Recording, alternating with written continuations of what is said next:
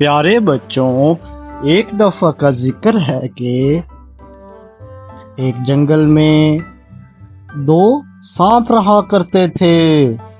وہ دونوں ایک دوسرے کے بہت اچھے دوست تھے اور ایک دوسرے کے پڑوسی بھی تھے،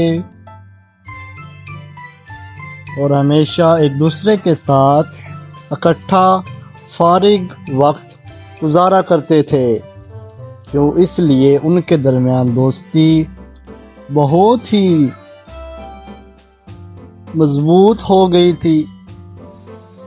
ایک دن ان دونوں کو بہت بھوک لگی ہوئی تھی اور ان کے پاس کھانا کھانے کے لیے کوئی چیز میسر نہیں آ رہی تھی۔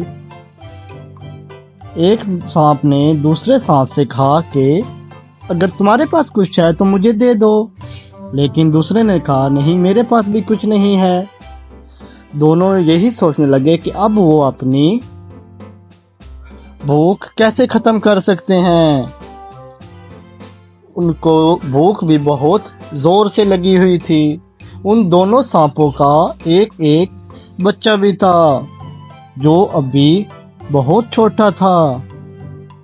وہ دونوں یہ سوچنے لگے کہ اگر وہ اپنی بھوک مٹانا چاہتے ہیں تو انہیں ان بچوں کو کھا لینا چاہیے، اور انہوں نے اس بچوں کو کھا لیا اور اپنی بھوک مٹا لی۔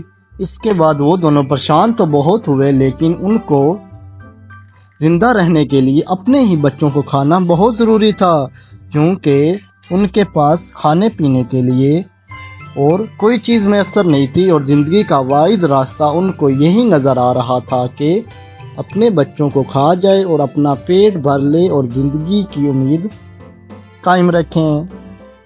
تو پیارے بچوں، اس کہانی سے ہمیں یہ سبق ملتا ہے کہ ہمیں ہر مشکل وقت میں عقل اور دانش سے کام لینا چاہیے، اور ہمیشہ مشکل کو ڈٹ کر سامنا کرنا چاہیے۔